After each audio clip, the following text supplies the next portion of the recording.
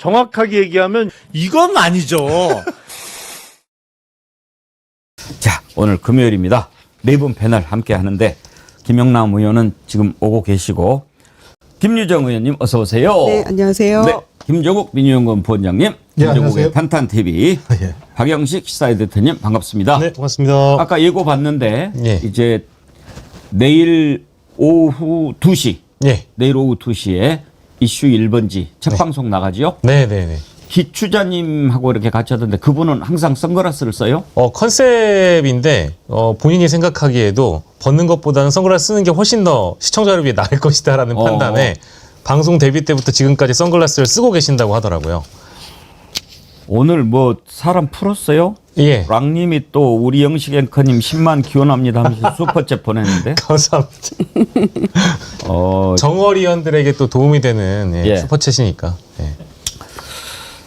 부럽네. 아유, 아닙니다. 요즘 대세입니다, 대세. 대세예요? 네, 그렇죠. 네. 언제 우리 김종국 박사님은 대세가 돼요? 저는 만년 예를 들면 마이너리티로 살지 않을까 생각을 합니다. 무슨 우리 김종국 박사님 얼마나 쪽인데 말씀만으로 감사합니다. 일일 영식 지금 구독자가 94,500. 곧 되겠네. 아유, 뭐 정어리원님들이 도와주시면 금방 될 수 있죠. 예. 여러분 오늘 좀 바쁘게 눌러주세요. 정어리 TV 구독 좋아요 눌러주시고 일일 영식 구독 혹시 아직 안 하신 분들은 아이고. 일일 영식도 오늘 10만 맹글어 줍시다. 예. 실버 버튼 실버 버튼. 언박싱 한번. 아이고, 감사합니다. 여기서 언박싱 하시는 아이고, 정말 그렇게 되면 너무 고맙겠습니다. 진짜 여기서 언박싱 한번 해볼래요? 아니 근데 이미 실버는 근데 앵커님 해보셨잖아요. 근데 아니, 제 거를 일일 한다고 영식. 한들 뭐 그리 새롭겠습니까? 아니 축하하자는 거죠. 그럼 또 너무 팬들이 감사하죠. 이렇게 지금 네. 그래도 국내외에서 또 자기 성원을 하고 방송이 계셔서. 있으니까 그럼 거기에서 하고 예. 또 갖고 와서 여기서 또 한 또 번. 예, 함께 자랑하겠습니다. 예. 예. 리 보여주세요. 언박싱인가? 쌍 언박싱. 제방 다시 보기 언박싱 다시 보기. 아유, 너무 감사합니다. 말씀만으로도. 내일 오후 2시에 이슈 1번지 첫 방송하는데 첫 번째 게스트가 최정균 박사님? 네, 그렇습니다. 카이스트 교수님이신데 네. 이 유전자, 유전체 이런 것들을 연구하시는 분이고 근데 그런 분이 무슨 보수 본능? 그러니까 아주 오래전부터 연구를 하셨던 대목인데 우리가 보수주의자, 진보주의자라고 하는 사람들은 태생적으로 유전자에 의해서 우리의 어떤 이념이 결정되는가, 우리의 보수적인 사고라든지 진보적인 사고는 유전자로부터 비롯된 거 아니겠을까? 이런 책을 한번 작년에 내신 적이 있고, 보수 본능이라는 이 책은 어찌 보면 정치의 전면에서 요즘 이제 극우가 워낙에 활개를 치다 보니까 극우주의자들은 과연 바뀔 수 있을까? 이제 이런 질문을 던져보시는 것이고, 또한 2030 남성들은 왜 또 극우로 흘러가는 것일까? 이게 전 세계적인 흐름은 아닐까? 이제 이런 측면의 고민을 함께 공유해보는 시간이었습니다. 그게 해외에는 연구가 나와 있는 게 꽤 많아요. 예. 예를 들면 공감 능력이 뛰어난 사람들은 진보주의자가 될 가능성이 매우 높다. 또는 남성보다는 여성이 매우 공감 능력이 뛰어나고 그래서 진보적인 가능성이 높다. 이런 게 나오는데요. 아마 그런 연구 관련된 책을 갖다 하시지 않았나 생각이 들어요. 그리고 이제 과학의 측면에서 접근을 해본 거죠. 그렇군요. 제가 녹화할 때 잠깐 이렇게 봤거든요. 네. 그 알쓸 신잡 그런 그런 느낌이 확 나더라고요. 맞습니다. 맞습니다. 네, 그거 좋죠. 근데 과학자가 이렇게 정치 쪽에 이렇게 그 분석하고 그러는 게, 야, 사람이 아주 쏙 빨려 들어가게 되더라고요. 그렇죠. 네. 여러분, 내일 오후 2시 이슈 1번지 첫 방송. 박영식 앵커와 기추자 뭐라고 불러요? 기추자? 아니, 기추자 뭐 평론가? 그냥 기추자님이라고 늘 전 칭하긴 하는데. 예. 기추자님이 꾸며가는 예. 대공개, 박영식의 이슈 1번지. 욕심이 너무 많으세요. 많이 기대해 주세요. 야, 오늘 근데 이거를 소개하면 또 우리 김종국 원장님이 울려나? 응? 박영식 앵커님 막 응원하는 글이 올라오니까 HWJUN 전 HW님이 또 슈퍼챗 보냈어요. 김유정 의원님 너무 좋아합니다. 항상 파이팅 하십시오. 내란 정리 관련 진행이 좀 주춤해서 걱정입니다만 잘 될 거라고 항상 간절히 하늘에 기도합니다. 감사합니다. 보내주셨네. 고맙습니다. 뭐 아직 김영남 의원은 안 나왔으니까요. 거기까지 나오면 저는 이제 금요일 날 방송을 다 하차하는 걸로 이렇게. 실망하지 마세요. 부산이대인님 있잖아요. 우리 저 원조 정어리 탄탄 TV 김종욱 화이팅 하고 보내주셨어요. 화이팅을 보내신 거죠? 김일웅님 제가 삐칠까봐 앵커님을 위해서도 일주일에 한 번씩 3주간 슈퍼챗 쏘겠습니다. 백운기 앵커님 화이팅. 그러지 마세요. 그러지 마세요. 절대 김일웅님 안 하셔도 돼요. 그냥 이렇게 와서 댓글 남겨주시면 되고 지난번에 복숭아 보내주셔가지고 정말 맛있게 잘 먹었습니다. 자두랑 저한테 그동안 바빴다고 그러시면서 복숭아랑 자두랑 이렇게 보내주셔가지고 제가 너무나 고맙다고 저도 장어탕 하나 보내드리겠다고 그랬더니 주소를 안 가르쳐줘. 장어탕 말씀이 나왔으니까 말입니다. 예. 제가 고백할 게 있는데 정어리몰에서 한 번도 그러니까 정신없이 지나가고 맛있게 먹었는데 또 바쁘게 지나가고 이래서 한 번도 구입을 해본 적이 없는데요. 드디어. 장어탕을 제가 그때 구입했습니다. 맛있게 드시더니. 네. 지금 배송 중입니다. 그러세요? 네, 조금 늦어진다고 하더니 지금 오고 있다 그러네요. 저도 그러면 죄송한 말씀 하나 드리겠습니다. 진짜 맛있었어요. 그때 그 장어탕 드시고 네. 막 그랬을 때 제가 애기 입맛이라고 이야기했잖아요. 네. 거기에 대해서 사과하려고. 나 가만히 생각해 보니까 애기 입맛이 아니고 우리 김유정 의원님이 전라도 출신이잖아요. 고급 입맛이고.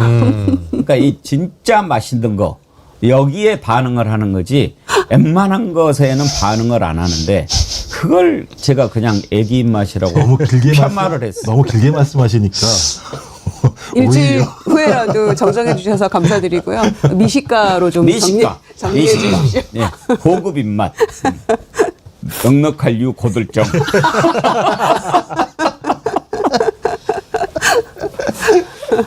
예. 이래도 김영남 의원 안 온다고? 갈수록 1, 2분 늦어지는 것 같잖아요. 앞으로 이렇게 합시다. 오늘도 먹방 지금 정말 맛있는 거 준비했거든요. 지난번에 훈제 삼겹살 우리 먹었잖아요. 네네. 훈제 오리. 이건 진짜 맛있는 건데 오늘 준비를 했어요. 근데 지난번에 훈제 삼겹살 먹을 때 보니까 약간 뭔가 아쉽더라고. 반찬 같은 게 없어가지고. 그리고 어제 제가 장을 봤어요. 저번 주도 장 보시지 않았습니까? 요즘에 목요일마다 장 봐요. 바쁘시네요. 나 무슨 꼴이래. 가지고 깻잎 김치. 예. 여기 또 깻잎이 좀 어울릴 것 같아요. 요즘 깻잎이 좋은 철이라는 얘기 네. 하는 것 같은데 그래서 보니까. 깻잎 김치. 그쵸. 그리고 오리에는 양파잖아요. 네. 양파를 가지고 와가지고 무쳤어요. 무치는 건 제가 안 했는데 양파하고 부추하고 이렇게 버무려 가지고 저기 하고 그리고 또 오리는 겨자에다 또 찍어 먹으면 맛있잖아요. 네. 겨자 소스. 겨자를 사가지고 네. 그거를 또 소스를 만들어 가지고 그렇게 해가지고 오늘 제공할 겁니다. 성은이 마음극하옵니다. 야, 와, 정말 이 너무 정도면은 정성이시네요. 이 정도의 감사해요. 정성이신 거를 아시면 다른 그 요일 게스트분들이 진짜 금요일에 출연 요일을 바꾸고 싶어 하실 것 같아요. 아니 경쟁률이 치열하다니. 분위기는 제가 1순위 같은데 지금. 전반적으로 분위기 안 좋네. 금요일에서 밀리는 네. 아이고 미치겠네 이거. 김정우 원장님이 제일 맛있게 먹어줘요. 이거 먹기만 하니까요. 근데 그 맨날 먹을 때마다 술 타령하는데 들고 와요 술을. 네, 그러려고 지금 탄탄하게 준비했습니다. 네. 자 말씀드리는 순간 김영남 의원님 어서 오십시오. 또 자, 제가 동남아시아 공연을 방금 마치시고 동남아 순회 공연을 마치고 돌아온 오늘 김영남 의원님 우리가 기다리는 이유가 있어요. 그래요? 구독자 보세요. 또 이게 또 지난번에 악몽이 80만의 악몽이 되살아나고 있습니다. 아니 근데 뭐 앞 글자가 바뀌는 거는 크게 의미가 있지만 아이고 참. 그래요? 나는 한 분만 더 늘어도 기분이 좋은데. 근데 더군다나 81만을 눈앞에 두고 있는데 네. 방송 중에 생방송 중에 그게 올라가니까 정말 눈물 나더라고요. 그럼요. 근데 그때 어떻게 됐냐? 김영남 의원이 먼저 바람을 잡고 그다음에 박영희 앵커가 막 설명해주고 그런 제가 막 팍팍팍팍 올라갔어요. 바람잡이. 바람잡 그때 했던 멘트 기억하세요? 여러분 80만 안 되면 나 집에 안 갑니다. 아니 그래서 80만 돌파 기념으로 이렇게 세팅을 바꾸신 거예요? 이 세팅이 바뀌었는데요? 이제 9월 1일부터 우리가 이제 좀 프로를 개편해가지고 그 정어리는 궁금해하면서 이렇게 나오시는 패널들 일상도 좀 취재하고 그리고 내일 오후 2시에 첫 방송을 하는데 늦게 오니까 나 이야기 또 하게 되잖아요.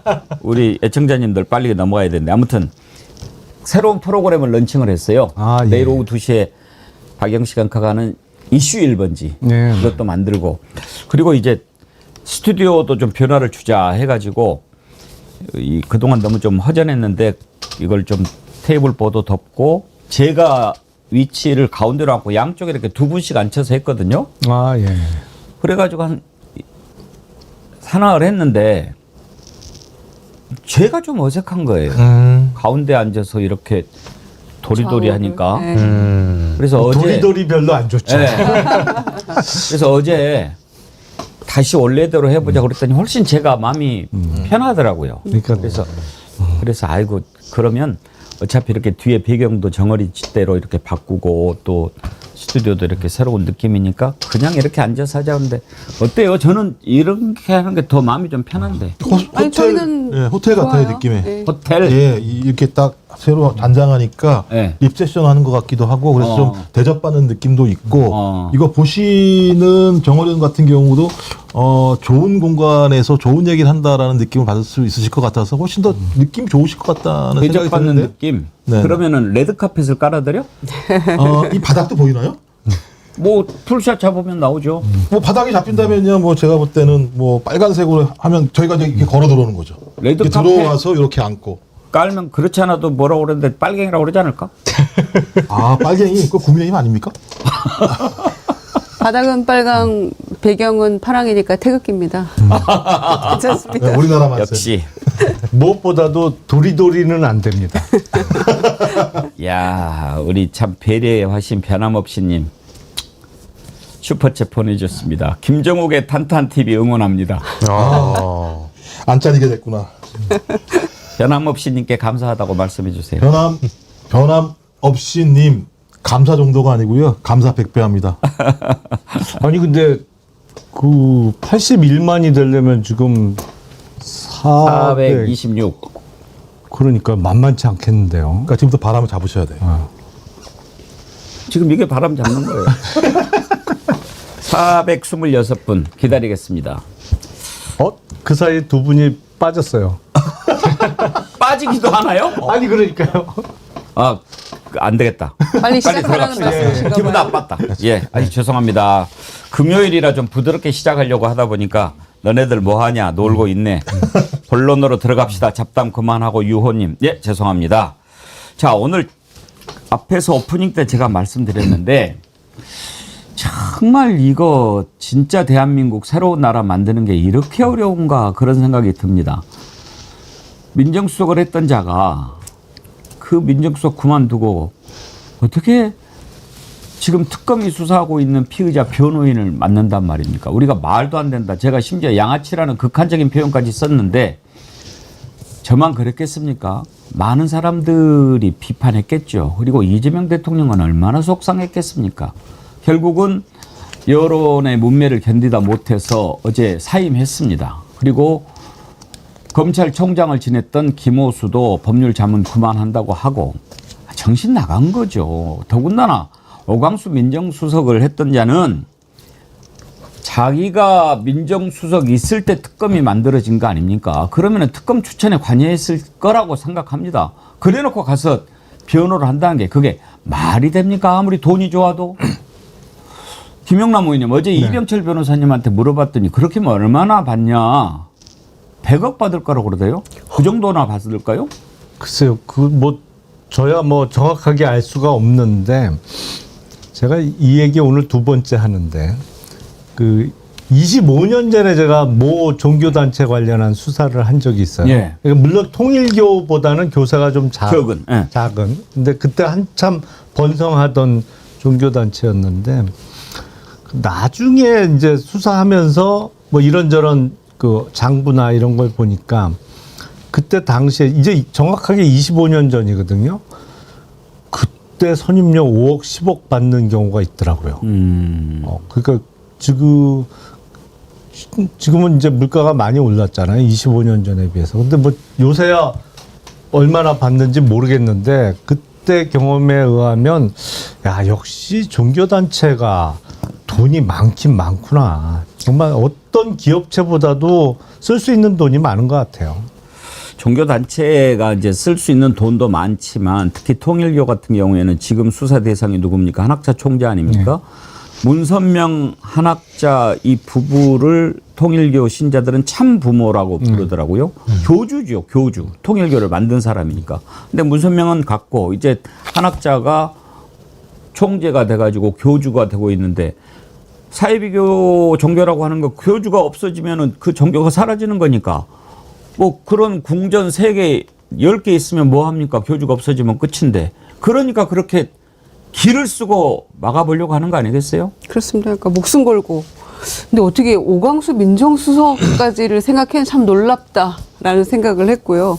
김호수 전 총장도 마찬가지고.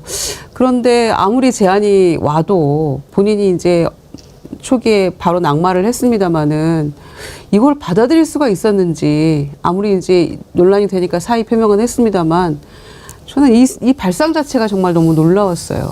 그래서 말씀하신 대로 아무리 돈이 좋지만 그래도 할 일이 있고 안 할 일이 있는데 이 정도 이 사건을 이렇게 받아들여서 뭐 자문이라는 형태지만한 변호인 아닙니까?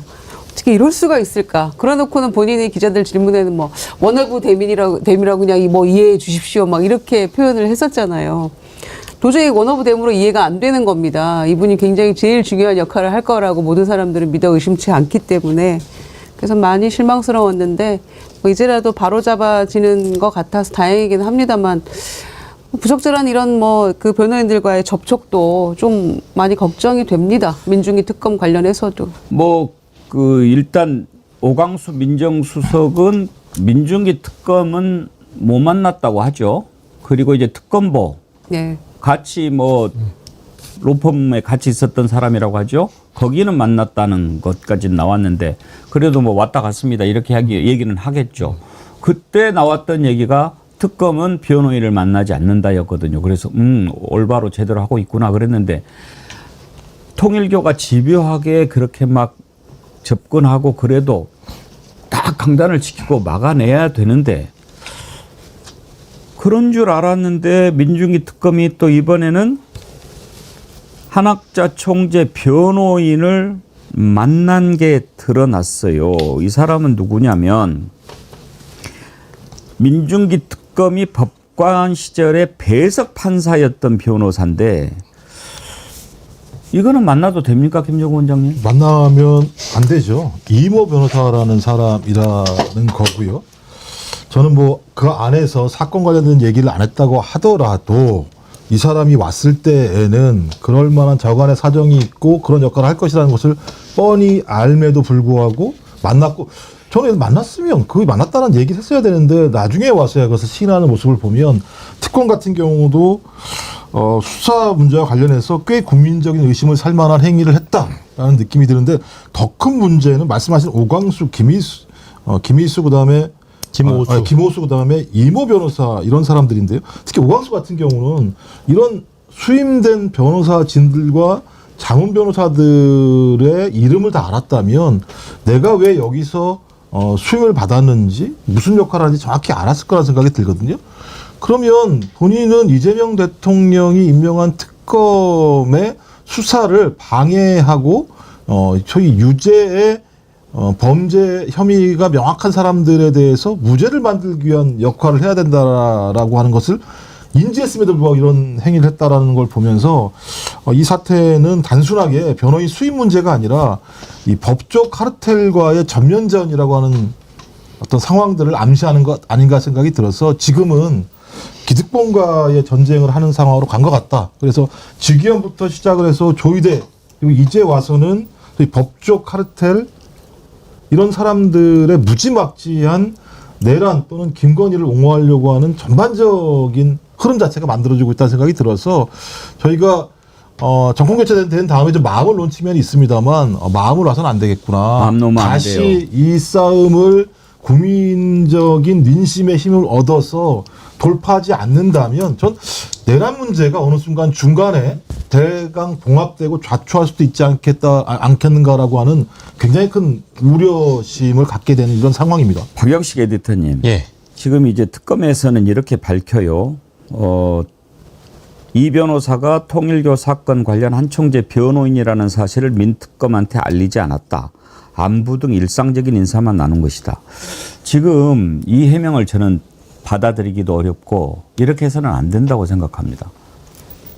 지금 특검이 그렇게 한가하게 인사 나누고 찾아오고 차 마시고 그럴 시간 아니잖아요. 그렇죠. 그러면 인사 나눴다고 칩시다. 예를 들어서 예. 제가 민중기 특검이고 박영식 엔카님이 이제 찾아오는 그러면 요즘 어떻게 지내? 그렇게 물어보는 게 처음 아니에요? 그렇죠.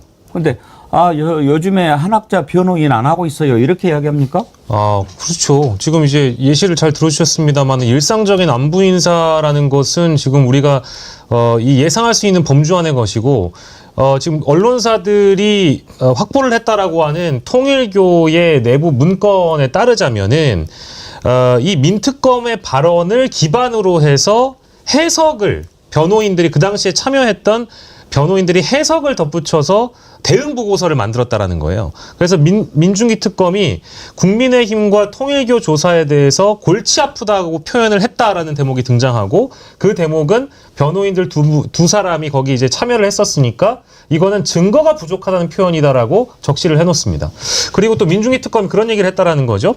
윤영호 씨가 진행 상황을 모두 다 진술을 했기 때문에 한학자 총재에 대한 조사가 불가피하다는 얘기를 이 두 변호사한테 했다라는 거예요. 그러니까 이 대목을 고스란히 보고서에다 적어놓고 그럼 이걸 어떻게 대응을 해야 되느냐라고 본인들이 고민을 한 다음에 나왔던 대처는 윤영호의 아내가 재정국장을 맡고 있으니까 이 사람을 사기나 횡령으로 갖다가 엮어버리자. 그래서 국면 전환을 해야 된다라는 이야기를 그 보고서에 써놓습니다. 그랬더니 통일교가 그 방침 그대로 이행해버리거든요. 그러면 이게 일상적인 안부나 대화를 통해서 나눌 수 있는 내용이 아니었고 거기에서 느껴지는 어떤 민중기 특검의 발언의 온도나 정황을 토대로 법률 자문을 통일교 쪽에 해준 거니까 통일교에게 이익이 된 어떤 법률 대응을 하게 된 거를 민중기 특검이 소스를 제공하게 된 겁니다. 이거는 일상적인 안부 대화가 아니죠. 말이 안 되죠. 게다가 추가하면 그 이제 변호인들의 어떤 자문을 통해서 특검 앞에 가서 시위해라 이렇게 된 거예요. 그것도 있죠. 예, 네. 그래서 통일교 교인들이 가서 항의 시위하고 그다음에 또 하나는 그 진술한 뭐 이렇게 왔다 갔다 이제 조사한 사람들이 그 통일교 관계자들이 뭐 나는 내 자발적으로 자의에 의해서 입당한 거다. 누가 뭐 조직적으로 하거나 지시받아서 한 거 아니다라고 사람들이 진술한 것들을 다 고스란히 가지고 있는 거예요. 그렇죠. 이 통일교 변호인들이. 그래서 심지어는 증인들이 다 그렇게 얘기를 하고 있기 때문에 어머니에게로 가는 길이 차단됐다. 이런 것까지가 적시가 돼 있는 거예요.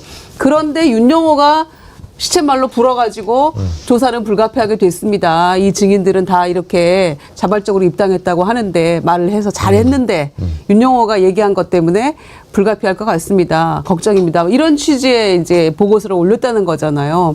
그러니까 이게 누구를 통해서 나왔겠어? 특검에서 나온 얘기가 아니겠어요. 와, 국민들이 진짜 신뢰하면서 빨리 이게 제대로 빨리빨리 이 3특검이 정리가 됐으면 좋겠다라고 오매불망 기대하고 있었는데 중간에 뭔가 브레이크가 세게 걸린 느낌이고 완전히 배신당한 느낌이 확 들더라고요, 어제. 근데 그 이모 변호사가 민중기 특검이 판사 시절에 배석 판사였다라고 하는데 검사하고 달리 법원은 이렇게 재판부가 있어가지고 배석 판사가 있잖아요. 네. 이 판사, 재판장하고 배석 판사하고의 관계가 어느 정도입니까?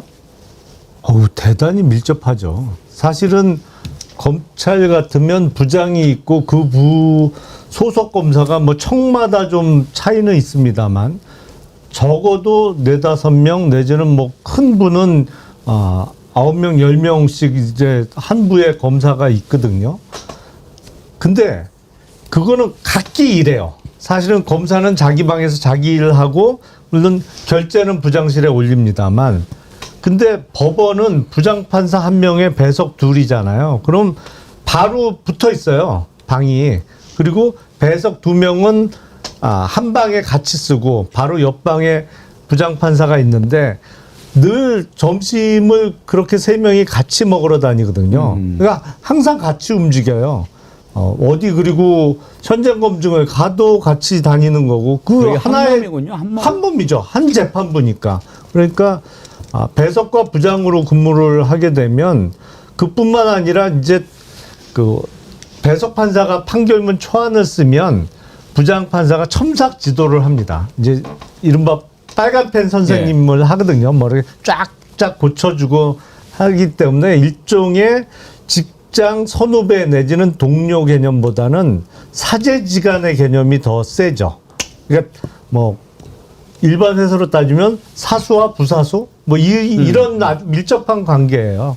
그러니까 인간적으로 친할 수밖에 없는데 민중기 특별검사는 명칭은 검사입니다만 사실은 일선 지검에 있는 검사하고는 위상이 완전히 틀려요. 그러니까 사건 변호인이 예를 들어서 지금 민중기 특검에 파견 나가 있는 검사나 아니면 뭐 그 위에 있는 특별검사보 정도 검사보도 사실 만나기 쉽지 않죠. 뭐 파견 검사 정도는 만날 수 있어요. 왜냐하면 한학재 총재의 소환 일자나 뭐 이런 일정 조율을 위해서도 연락을 주고받을 필요가 있으니까요. 근데 김건희 관련 사건에 관해서는 민중기 특별검사는 검사가 아니에요.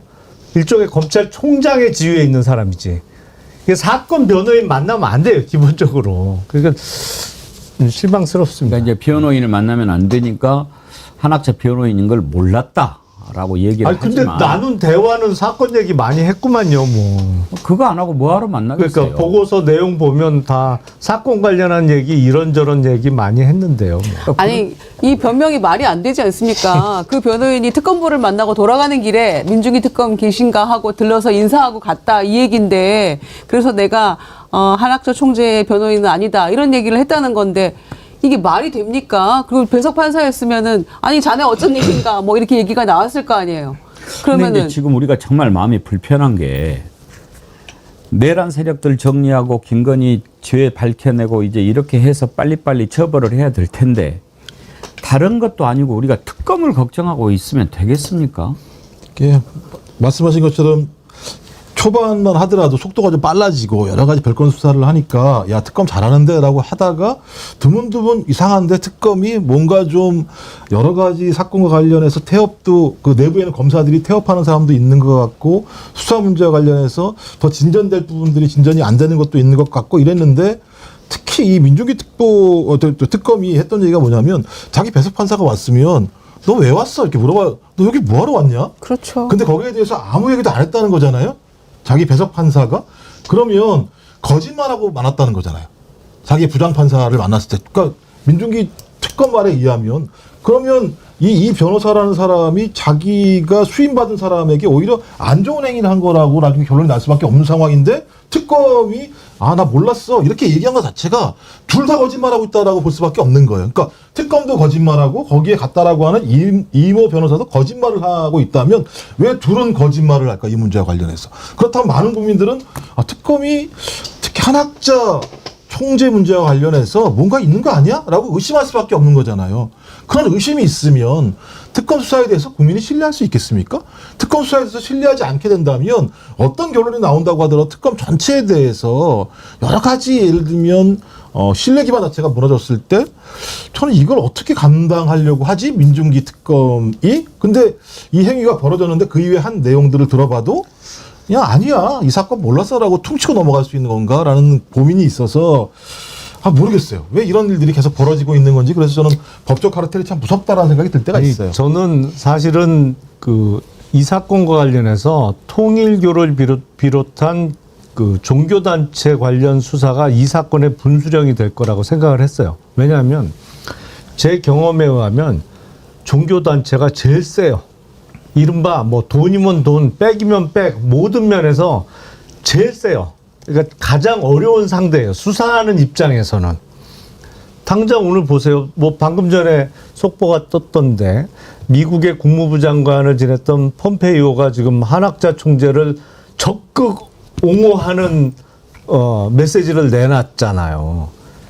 이게 뭐겠어요? 그만큼 센 거예요. 이게 국내 영향력뿐만 아니라 해외까지. 그거는 통일교뿐만 아니라 웬만한 이른바 메이저 종교단체는 비슷합니다. 그래서 자칫 잘못하면 여기서 꺾이면 이제 나머지가 엉망되는 거예요. 그래서 이 수사가 완전 분수령이 될 텐데 이거를 잘 넘어가야, 이 고비를 잘 넘어가고 이걸 잘 뚫고 가야 그 다음 수사로 쭉쭉 넘어갈 텐데 지금 하여튼 고비는 세게 왔어요. 제가 보기에.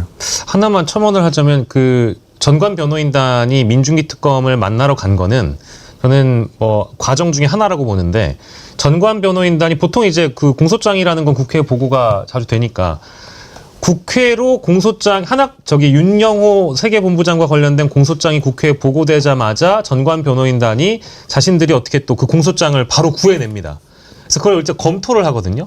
윤영호의 공소장에 담겨 있는 내용을 쭉 검토를 하고 이 민중기 특검팀이 통일교의 교리라든지 한학자가 했던 얘기들을 대부분 다 공소장에 이제 기록을 해놓은 것을 인지를 하고 나서 민중기 특검이 한학자 총재를 언제쯤 불러서 조사할 것인지, 실제 기소를 어느 정도 할 것인지 판단의 그 여부를 그걸 듣고자 확인하고자 간 겁니다. 그러니까 공소장을 윤영호 거를 본 다음에, 그런 다음에 민중기 특검을 만났다라고 보는 것이 합리적이어서, 이거는 내용을 전반적으로 대부분 다 파악을 해놓고 나서 특검에게 확인을 하러 간 거라 그게 더 괘씸하다라는 거예요. 그렇죠. 뭐 통일교가 지금 뭔 일을 못 하겠습니까? 야, 누가 지금 제일 확실하겠어? 오광수 그래 민정수석 했었지. 이 사람이면 특검 잘 알지 않겠어?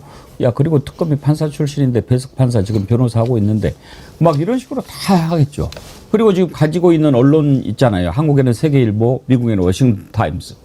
뭐 이런 데도 지금 영향력을 막 발휘해서 폼페이오도 그런 거 아니겠습니까? 뭐 그렇겠죠. 뭐 거기 뭐, 미국에도 언론 매체를 갖고 있고, 그 사실은 교인뿐만 아니라 이 평소에 관리를 철저하게 했겠죠. 일종의 뭐 좋게 표현해서 관리입니다만, 제가 보기에는 폼페이오 전 국무부 장관의 그 메시지는 보면 제가 느끼기엔 단어 하나하나마다 돈 냄새가 풀풀 나요. 그러니까 미국은 진짜로. 합법적 로비가 가능한 데니까요. 네. 그렇게 되는 건데, 이제 이 통일교를 돌파해야 되는 가장 중요한 문제는 이 통일교 이 사건 자체가 김건희와 윤석열으로 갔던 뇌물과 명품에 대한 것들을 밝히는 것 아니겠습니까? 근데 그러니까 권성동을 통해서 한학자가 쇼핑백을 줬다고 한 날, 그날 윤석열을 만나게 해주는 거잖아요. 그러면 이 사건은 정치자금법 위반뿐만 아니라 국민의힘이 경선과 선거 과정에서 통일교와 어떤 관계를 맺었는가라고 하는 사실들을 돌파할 수 있는 유력한 고리가 하나 될 것이고, 김건희 쪽으로 갔다라고 하는 건 국정농단이 어떻게 벌어졌는지에 대한 사실을 확인할 수 있는 중요한 김건희 특검의 핵심적 고리라고 볼 수밖에 없습니다. 그래서 김용남 의원님 말씀하신 그런 내용인 거라 생각이 들거든요.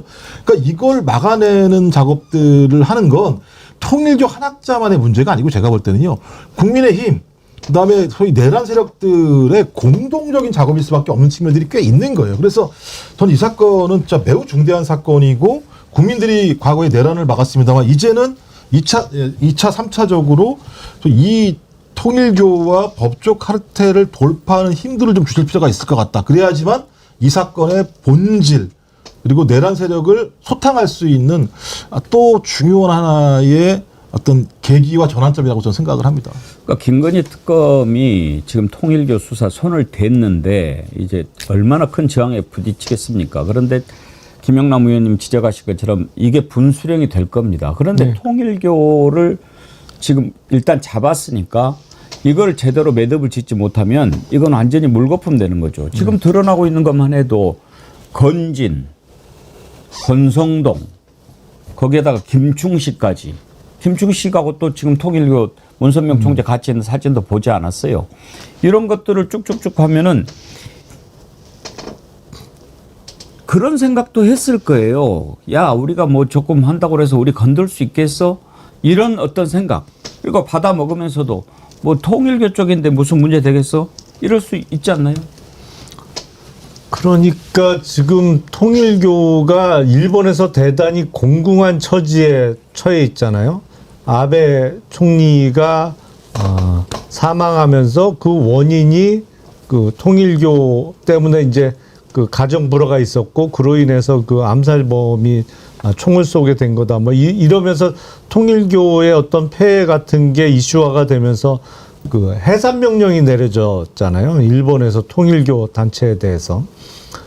그래서 뭐 들리는 얘기로는 일본 내에 있던 통일교에 그동안 축적해 놨던 뭐 어마어마한 거액이 일본을 떠나서 뭐 우리나라로 들어왔다, 뭐 어디로 흘러 들어갔다 이런 소문들이 무성한데 통일교 입장에서는 이 한국에서도 지위가 흔들리면 앞으로 본인들의 어떤 종교단체로서의 위상이 근본부터 흔들릴 수가 있기 때문에 총력전을 다해서 막을 수밖에 없는 상황이고 그렇게 판단하면 사실은 통일교 정도의 재산 규모를 놓고 볼 때 뭐 얼마든지 이른바 돈과 관련해서는 쓸 수 있는 금액이 어마어마한 거죠. 그 위력을 우리가 실감하고 있는 거죠, 사실은.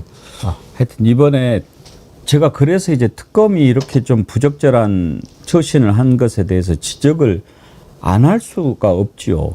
국민들이 걱정하는데 이렇게 큰 저항을 받고 있는데 우리가 또 근데 특검한테 힘을 실어줘야 되는 입장인데 이렇게 부적절한 처신 이런 건 한번 우리가 이럴 때 예방주사다 생각하고 절대 그러면 안 됩니다.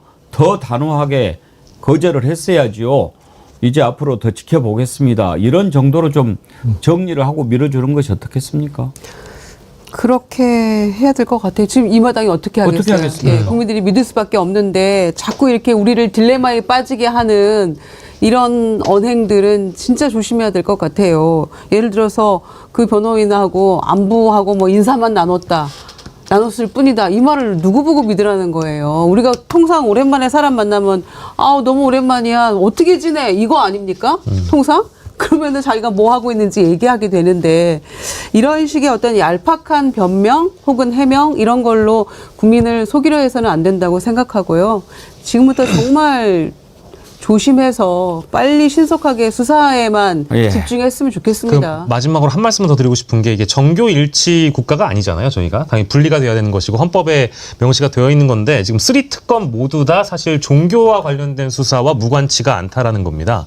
특히 이제 한학자의 경우에는 통일교가 일본에서 이제 교단 해체가 되고 나서 한국 쪽에서 이 한학자의 이념이라는 건 정교 일치 국가. 정교 일치 이념을 토대로 해서 참 부모의 국가를 만든다라는 이념이 있었다라는 거를 민중기 특검도 알고 있고요.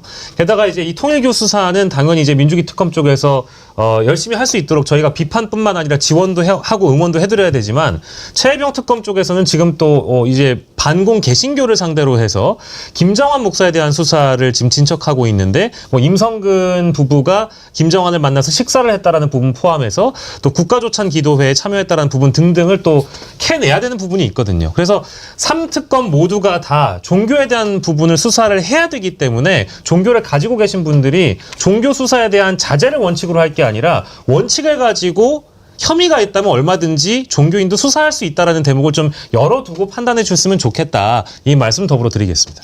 그러면 우리가 특검을 믿고 힘을 실어줘야죠. 김서구님, 통일교 수사 국민의 대대적인 응원 꼭 필요합니다. 이은주님은 투투 하셨고, 예, 그렇게 합시다. 일단은 특검 지금 이제 중반전 접어들었는데 넘어갔는데 이래 가지고는 안 되겠다. 그래서 특검법 개정이 필요하다. 우리가 계속 얘기하지 않았습니까? 일단 국회에서요. 더 센 특검법이 법사위 문턱은 넘었습니다. 특검 기간을 연장하고 그리고 또 뭐죠? 세 가지죠. 특검 기간 연장하고 재판 중계하는 거. 재판 중계하고 특별 재판부 설치하고 예. 이렇게 지금 했는데 방법이 되겠죠. 이 내용 다뤄보겠습니다.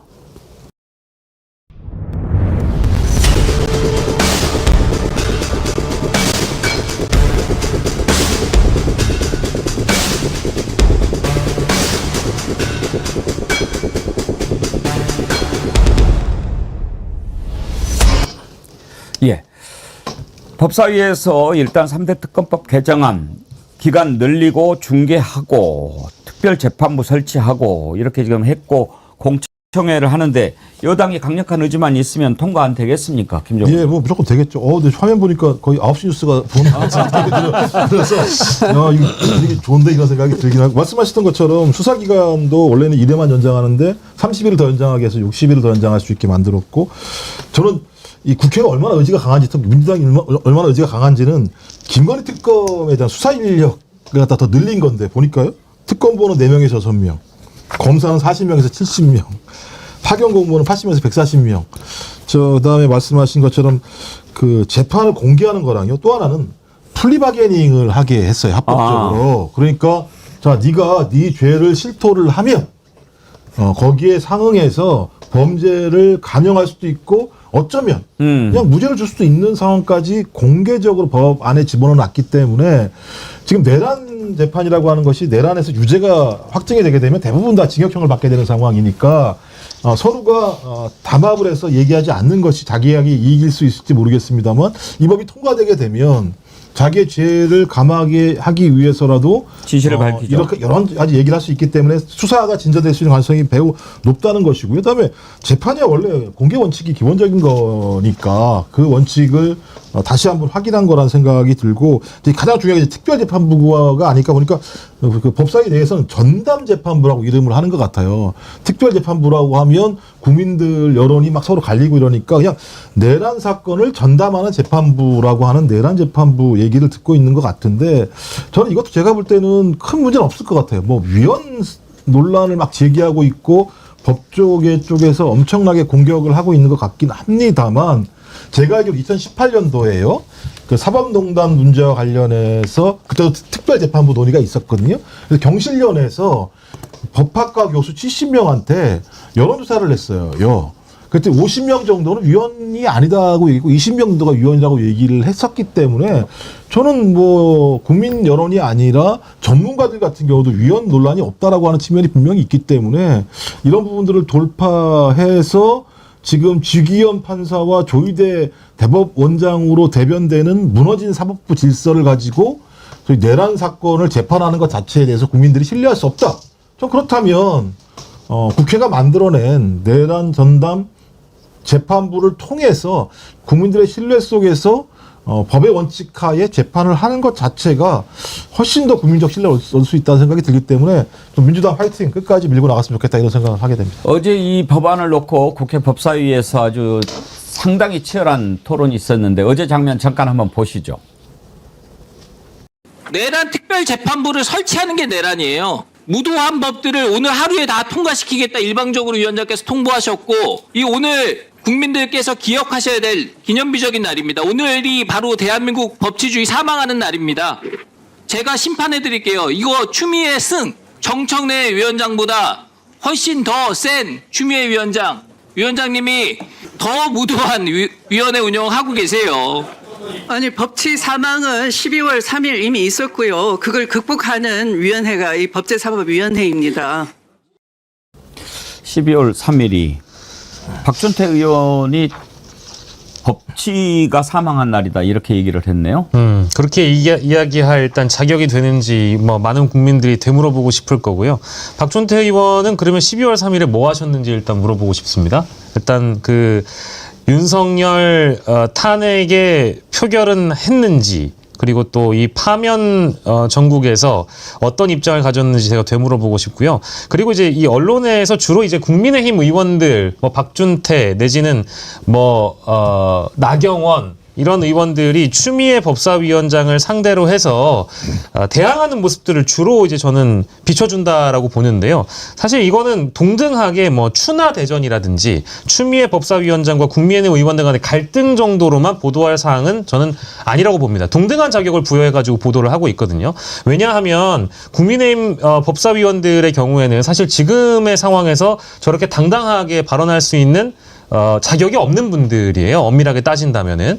왜냐하면 저기 있는 분들이 아까 제가 말씀드린 박준태 의원뿐만 아니라 실제 12월 3일에 어디 계셨는지, 무엇을 하셨는지, 그 탄핵 전국에서 표결을 하셨는지 되물어보고 싶고 내란 전국에서도 마찬가지로 혹시나 윤석열의 체포영장 집행을 방해하기 위해서 한남동 관저에 달려간 분들은 없었는지 이런 것들을 되물어봐야 되는 겁니다. 근데 뭔가 당당하게 추미애 위원장의 이 법사위원장으로서의 이 의사 진행 발언에 있어서 대항하는 모습들을 너무 많이 부각시켜주는 건 아닌지 저는 뭐 이제 한 사람의 언론인으로서 좀 지적을 하고 싶고요. 게다가 또 나경원 간사 관련돼서도 마찬가지로 동등한 무게를 부여하고 있거든요. 이거는 뭐 더 길게 얘기하고 싶습니다만은 뭐 시간이 허락된다면 나경원 간사의 자격에 대해서도 언론이 좀 많이 좀 비판을 해줬으면 하는 마음입니다. 일단 지금 직위원이 하고 있는 걸 보면은 도대체 저거 재판 언제 끝날까 싶고 제대로 할까 어떻게 하면 윤석열 풀어줄까 이 생각만 하고 있는 것 같아가지고 일단은 어떤 짓을 하고 있는지 국민들이 좀 볼 필요가 있지 않겠습니까?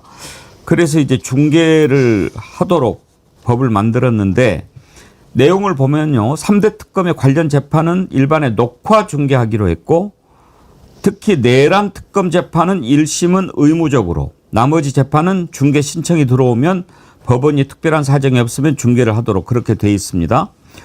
이게 사실 뭐 원래 국민의 관심이 크고 아주 그런 것은 기본적으로도 중계할 수 있게 돼 있는 거 아닙니까? 김영남 의원님? 아니요. 그 재판의 중계는 재판장의 권한입니다. 예. 그러니까 우리가 재판은 공개하도록 되어 있죠. 그 공개라는 의미는 재판 방청을 원하는 사람은 공간이 허락되는 한 들어가서 볼 수 있게. 그러니까 재판을 받고 있는 피고인이나 사건 관계자 외에 일반 국민도 그 법정에 들어가서 방청을 할 수 있다는 의미에서 재판 공개가 원칙입니다만 이거를 어떤 미디어를 통해서 중계하고 말고는 원래는 재판장의 권한으로 되어 있죠. 예. 재판장이 허가를 하면 중계를 할 수 있는 것인데 이번에는 법률로서 의무적으로 중계를 원칙으로 해놨다는 것이 기존의 법률과는 매우 다른 점이죠. 예. 예. 지금 1심은 의무적으로 중계하도록 했으니까 이것을 법안이 통과가 되면 직위원이 거부할 수 없는 거죠. 법안이 통과돼서 시행이 되면 그렇죠. 예. 예, 법관도 법률에 명확하게 규정되어 있는 것을 본인 마음대로 안 하겠다 할 수는 지켜야죠. 없는 거니까요. 예. 예, 경과 규정만 없으면 되는 거죠. 바로 즉각 하게 돼 있으면 즉각 해야 되는 거죠. 그리고 이제 특별재판부까지 지금 설치가 법안에 담겨 있는데 특별재판부를 놓고 대법원 행정처장 얘기 들어보면 이제 뭐 유연 논란 이런 거 막 얘기 나오잖아요. 그럴 걱정은 안 해도 될까요? 논란이 꽤 있을 겁니다, 사실은. 예. 이게 더군다나 내란 사건은 지금 재판부, 직위원 재판부에서 재판을 하고 있잖아요. 근데 뭐 특별재판부든 전담재판부든 법률에 의해서 꾸려지면 이 사건을 갖고 와야 되는 거잖아요. 일로 옮겨야 되는 거잖아요. 재판 진행 중에. 일반적으로는 그런 경우는 없죠. 근데 이게 문제가 중첩적이에요. 사실은 직위원 판사의 재판 진행은 법조인인 제가 봐도 이해할 수가 없어요. 도대체 이 재판을 끝낼 생각이 없어요. 저런 식으로 재판 운영하면 안 끝나요. 저거 몇 년이 걸려도 안 끝납니다. 그리고 본인이 판결을 쓸 생각이 없어 보여요. 그런데 그 문제뿐만 아니라 또 다른 문제가 직위원 판사와 관련해서는 비리 의혹이 제기가 됐잖아요. 그리고 대법원의 법원행정처에서 윤리감찰을 하겠다고 했는데 지금 몇 달째 감감무소식이에요. 그러니까 기존의 어떤 판사의 비리 의혹에 대해서 그전에는 쉬쉬하더라도 적어도 언론 보도를 통해서 세상에 알려지고 나면 법원은 그때는 반응을 했어요. 적어도 뭐 사표를 받는다든지 아니면 그 일선 재판에서 손을 떼게 하고 영구법관으로 발령을 내서 재판 업무에서는 손을 떼게 만들고 나서 그다음 어떤 조치를 한다든지 이런 게 이루어졌는데 직위원 판사와 관련해서는 지금 몇 달째 그 감찰 결과를 내놓질 않고 있잖아요. 그러니까 그런 점도 매우 이상하고 그러니까 문제는 중첩적으로 얽히고 있는데 분명히 재판을 하고 있는 사건을 법률로 다른 별도 재판부를 만들어서 사건을 이쪽으로 옮겨오는 거는 논란은 꽤 있을 겁니다. 하여튼 할 수 있는 방법은 다 해보자라고 하는 건데 이 세 가지 주요 내용을 담은 내란 특별법. 김유정 의원님 어떻게 이 정도 하면은 좀 될까요?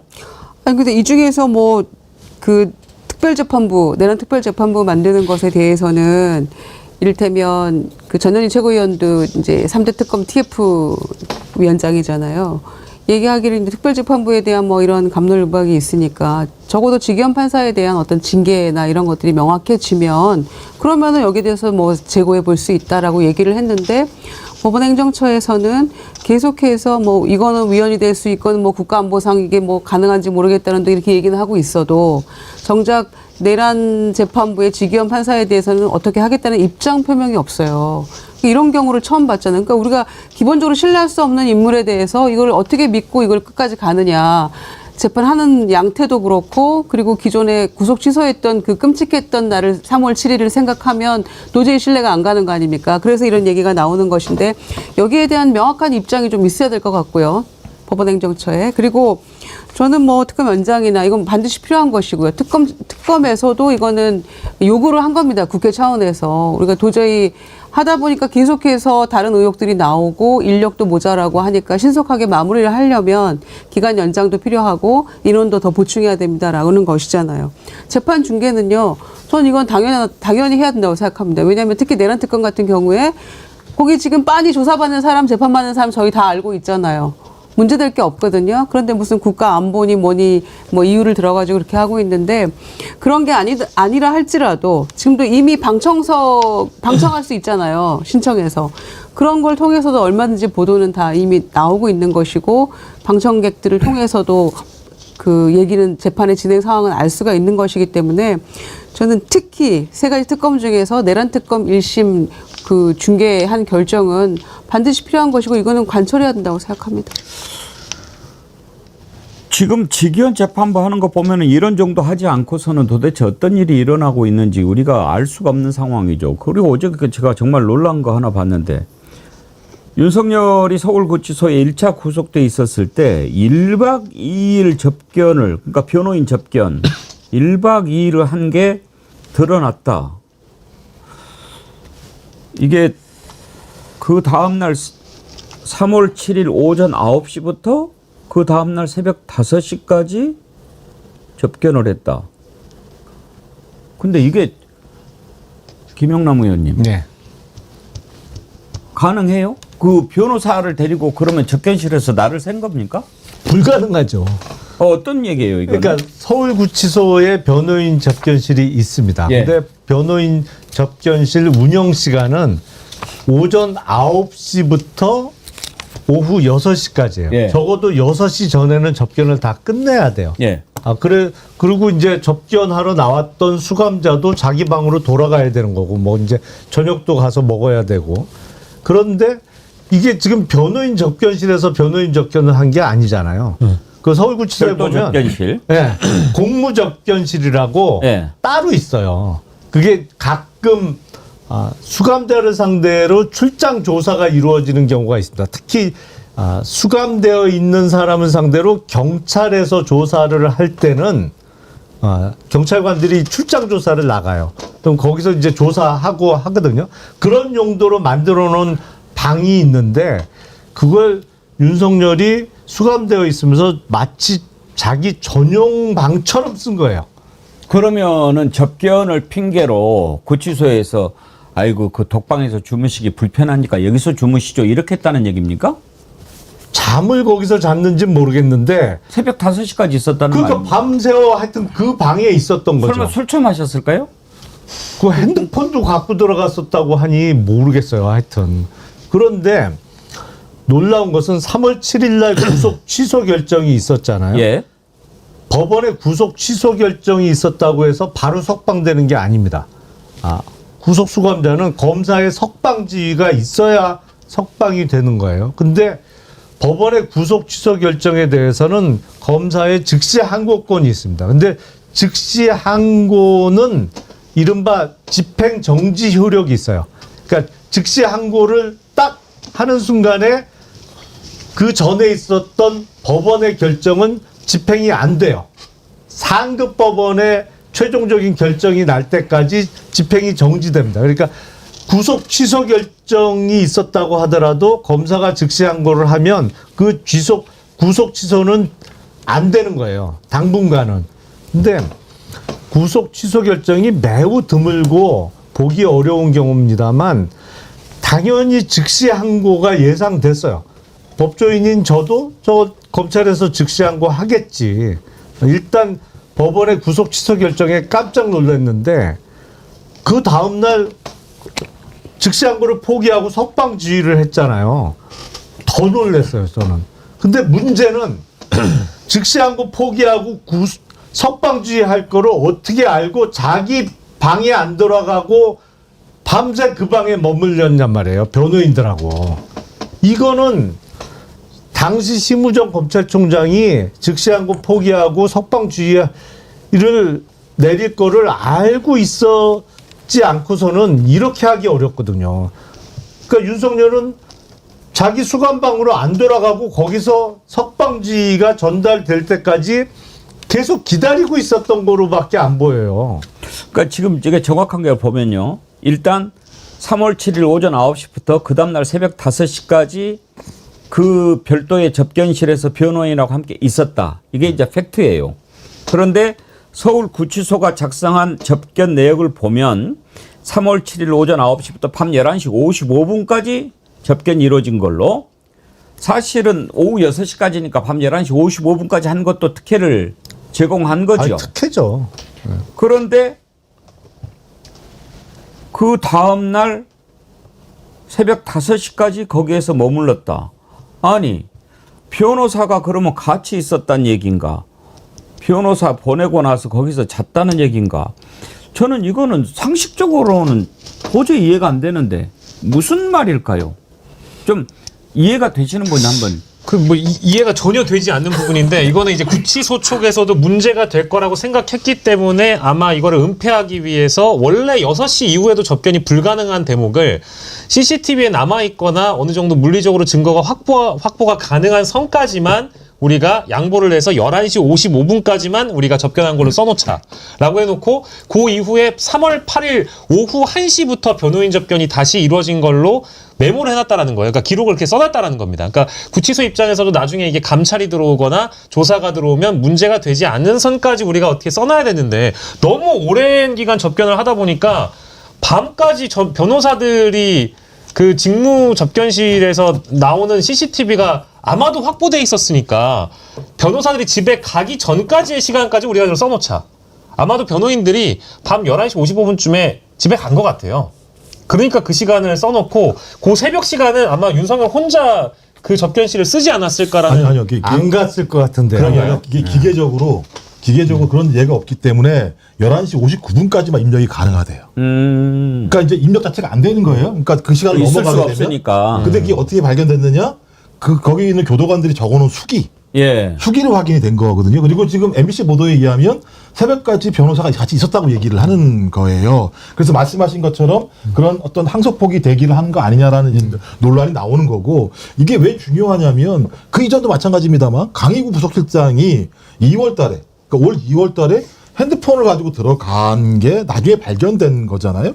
그리고 지금 그 윤석열 구속 시간 동안에 총 329시간 동안 변호인을 접견했고 접견 인원이 328명이라고 얘기해서 증거인멸한 거 아니냐라는 얘기들이 꽤 많았거든요. 그렇다면 이때 만약에 이 변호인단들이 와서 저희 계속 내통을 할 수도 있잖아요. 이 문제 관련해서. 아니, 심우정이라는 사람이 명확하게 야, 나 항고 포기할 거야, 걱정하지 마 라는 내락이 오지 않은 이상이라고 한다면 충분히 그런 작업들을 할 수 있는 법적 카르텔 네트워크가 다 있는 거, 검찰 네트워크가 있는 거 아니겠습니까? 저 그렇다면 이 기간 동안에 그런 작업을 했을 수도 있다라는 판단이 분명히 들기 때문에 저는 강의부터 시작된 여러 가지 증거인멸 작업들, 그다음에 다양한 방식의 법적 카르텔과 검찰 카르텔을 통한 압력 사항들이 존재하기 때문에 이날도 거기에 연장선상에서 자기가 인사를 했던 그 당시 서울구치소장에게 다 예를 들면 그런 허락이나 뭐 허락이 아니겠죠. 얘기는 했겠죠. 저것서 이건 대단히 중대한 사건이고 이제 저희가 밝혀야 될 건 이런 변호인단을 통해서 검찰 라인과 접촉 또는 이런 것들을 통해서 소위 항고 포기까지도 만들어낸 과정들이 얼마만큼 수사 과정에서 밝혀질 것인가가 되게 중요한 내용 중에 하나가 될 가능성이 높을 것 같아요. 서울구치소만 지금 감찰하는 게 아니고 지금 법무부에서 명령한 게 수원구치소도 지금 감찰을 진행 중에 있거든요. 예. 그래서 수원구치소에서 있었던 그 이화영 부지사 네. 당시에 연어 술 파티 관련된 그 폭로 그거를 확인하기 위해서 지금 수원구치소도 감찰을 진행 중에 있기 때문에 실제 그 주장이 사실이라는 게 드러나면 윤석열 정부 시기에 법무부 교정본부 특히 이제 구치소 내부에서 이루어졌던 범죄 은폐 정황 혹은 특혜 정황 이런 것들을 모두 다 확인해 가지고 일벌백계를 해야 되는 상황이 지금 된 겁니다. 이 상부님 소풍 앞날 잠이 오겠습니까? 그러니까 이제 이분은 내일 나간다. 뭐 그냥 설레가지고 밤새 뭐 저기 했을 거다. 그럴 수도 있죠. 가능한 이야기죠. 3월 7일은요, 파면되기 전입니다.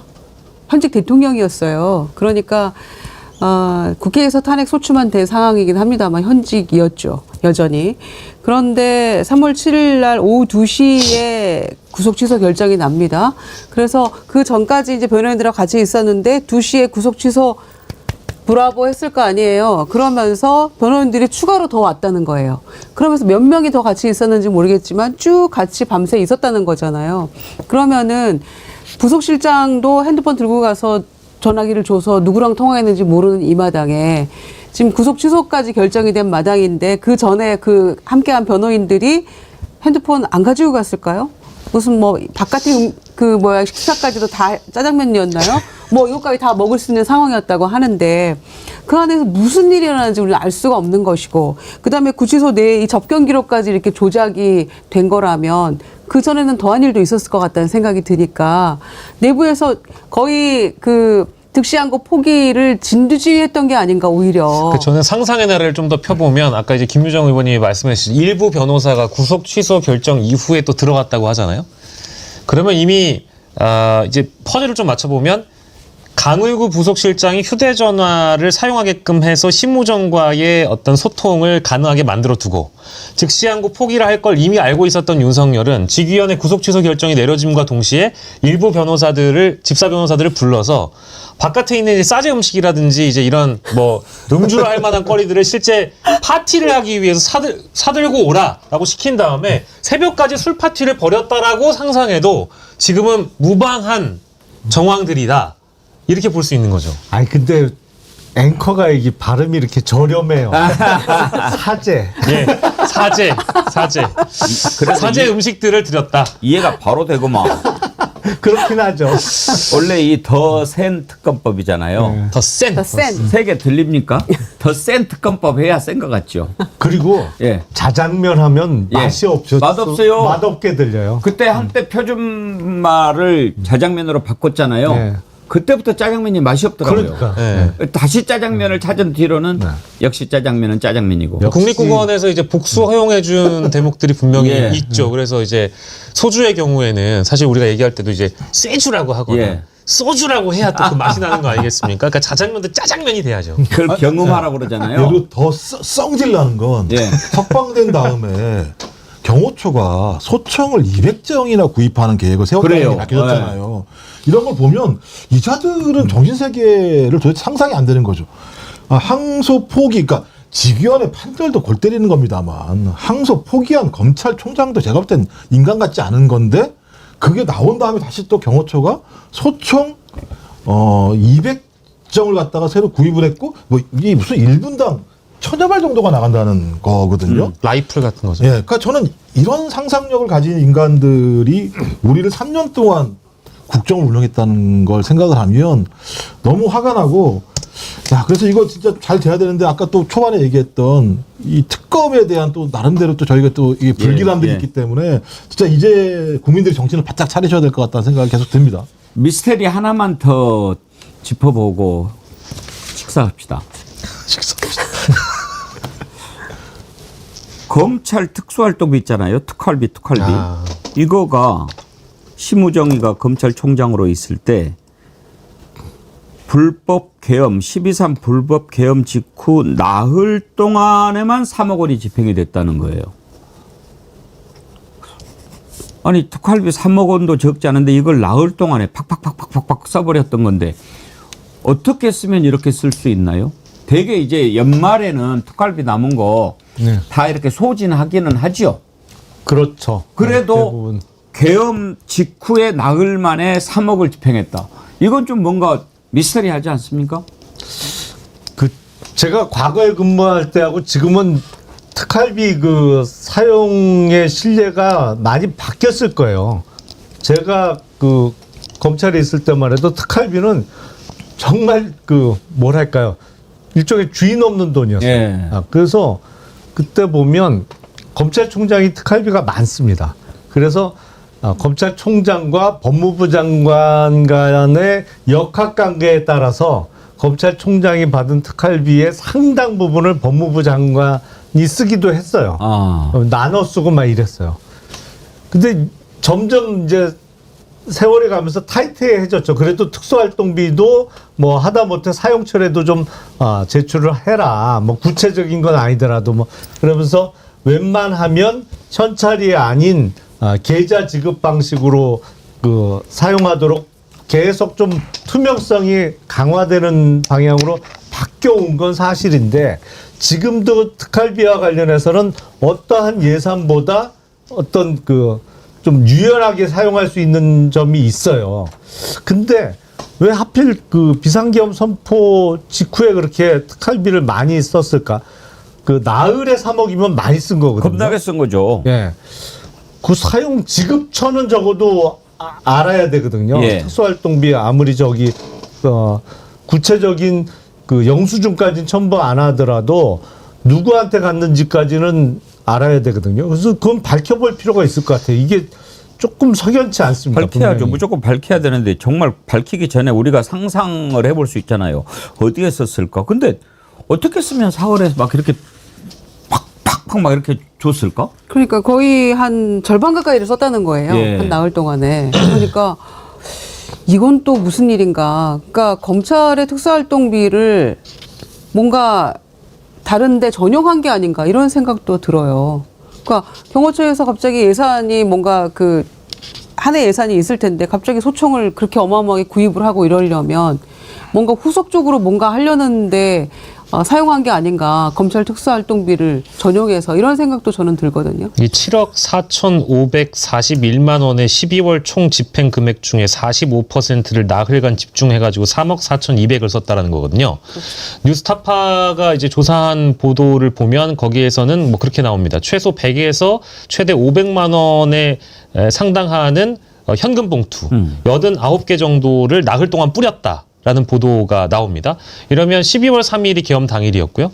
이제 계엄 해제가 되고 나서 나머지 사흘간 또 그 금액을 뿌렸다라는 거니까 그 계엄 이전에는 돈 봉투를 뿌려서 계엄에 대한 대비를 검찰 단계에서 뭐 준비를 했다라든지 혹은 계엄이 실패하고 나서는 결국에는 2차 계엄을 위한 어떤 시도로서 이 특활비를 집행했다라는 뭐 상상도 가능한데 실제 이 금액의 어떤 사용처는 저희가 알 수가 없으니 추론만 할 뿐인데 검찰이 계엄에 깊숙이 개입이 돼 있다는 이미 보도로 확인되고 있는 거니까요. 실무정 차원에서도 어쨌든 2차 계엄을 대비했다라고도 우리가 상상할 수 있는 거죠.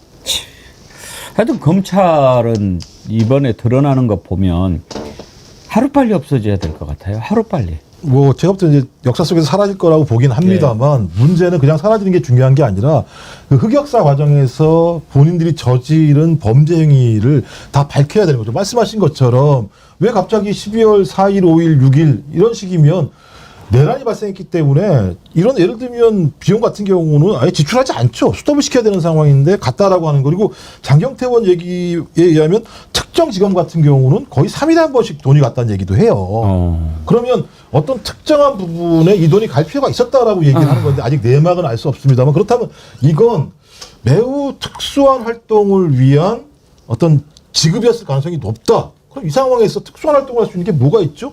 대체적으로 저희는 내란 문제, 특히 선관위 문제와 관련된 것 아닌가라고 추정해 볼 수 있는 측면들이 있기 때문에 이건 저는 매우 구체적인 정황진 거다라는 생각이 들어서 말씀하신 것처럼 일단 검찰청을 없애는 것뿐만 아니라 검찰들이 지금까지 해왔던 잘못된 행위를 이번 과정에서 다 드러내서 발본색원하고 범죄에 대해서 처벌해야죠. 국민들이 지금 슬슬 다시 지금 들고 일어나고 있네요. 윤중관님 오늘 촛불 집회 검찰 5적 규탄하는 집회 열린다고 글을 올려 보내주셨는데 저는 그거는 그 다 동의하기는 어려워요. 검찰 5적에 대해서 이른바 뭐 누구야 이문정 검사가 뭐 검찰 5적 운운하면서 예. 지금 봉욱 민정수석부터 해서 5명을 거론했는데 일단 검사로서도 대단히 부적절한 발언이고 무엇보다도 거기에 가장 첫 번째로 거명된 봉욱 민정수석은 이재명 대통령이 직접 임명한 대통령실의 민정수석일 뿐만 아니라 제가 같이 근무해본 검사 중에 뭐랄까요 실력이면 실력, 인품이면 인품 뭐 모든 면에서 제가 알기로는 이문정 검사보다는 100배는 훌륭한 사람입니다. 예. 그래서 저는 그 뭐 이른바 이문정 검사가 언급한 5적에 대해서는 동의하기 어려워요. 뭐 이제 김영남 의원님이 잘 아는 검사라고 하는데 어찌됐든 이재명 대통령이 발탁해서 지금 수석으로 쓰고 있잖아요. 그럼요. 그런데 이제 그렇게 이야기하니까 국민들은 좀 혼란스럽기는 해요. 뭐지? 그래도 이문정 검사 그동안 옳은 소리 계속해 왔는데 저걸 저렇게 공개적으로 저격을 하다니. 일단 대통령실에서도 인신공격한다고 비판도 하고 그랬죠. 그렇습니다. 그러니까 누구 특정인을 대상으로 그렇게 하는 건 좀 자제하자. 다만 이 검찰 개혁 법안이나 또 아까 그 특검 뭐 관련한 법안들 여기에 대해서 충분히 논의하고 접점을 찾아가되 특정인에 대한 공격은 자제하자. 왜냐하면은 우리가 대통령의 인사권에 대해서 존중도 할 필요가 있는 거잖아요. 안에서 그런 문제 가지고 서로 분란 일어나고 갈등하는 것은 누구조차고 그런 생각이 들기 때문에 그 부분은 자제하는 게 맞다고 저도 생각합니다. 그런데 정말 저는 이런 부분이 이제 걱정되는 거예요. 지금 앞으로 막 나가도 부족한데 자꾸 오른쪽 바퀴 펑크 나고 왼쪽에 기름 새고 막 이런 것들이 보이면 어떻게 나가겠습니까? 아니 각자 자기 위치에서 자기가 해야 될 일을 열심히 하면 돼요. 제가 보기에 이문정 검사는 지금 제일 중요한 일은 그 마약 수사 외에 그 수사방해 한 거 있잖아요. 대량의 그 마약을 밀수입해 왔는데 세관 직원들이 거의 안내하다시피 해서 그 공항에서 빼주고 그 수사를 하던 영등포 경찰서 그 수사팀 해체되고 그 사건이 지금 서울 동부지검에 가 있단 말이에요. 그게 제일 중요한 일이에요. 검사가 자기가 맡은 사건 수사를 열심히 해야지. 근데요, 이문정 검사 같은 사람이 저는 있어야 된다고 생각해요. 부적절하다, 적절하다 이걸 넘어서 그런 목소리를 내는 사람이 있으면 환기는 돼요. 그래서 부적절하다 여기에 대해서 충분히 토론할 수 있지만 한번 그런 얘기가 나왔으면 검찰 내부에서조차 한 번은 들여다봐야죠. 우리가 이재명 대통령이 시켰으니까 라고 그냥 넘어가면 오광수 같은 놈이 나올 수 있는 거예요. 갑자기 거기서 오광수 전 수석 얘기를 하니까 할 말이 없네. 그러니까 저는 오광수 수석이 저지른 가장 큰 죄가 바로 이런 죄라고 생각해요. 오광수의 이런 짓이 결국은 이재명 대통령이 잘하고 있느냐라고 하는 것에 대한 의문까지 던져버리는 거예요. 그러니까 이제 사실은 다 누가 되죠. 그러니까 누가 되죠? 누구 말이 옳은지 뭐 시간이 지나면 확인되겠습니다만 일단 우려되는 사항은 뭐냐면 과거와 다르게 법무부의 주요 보직에 검사들이 약진했다.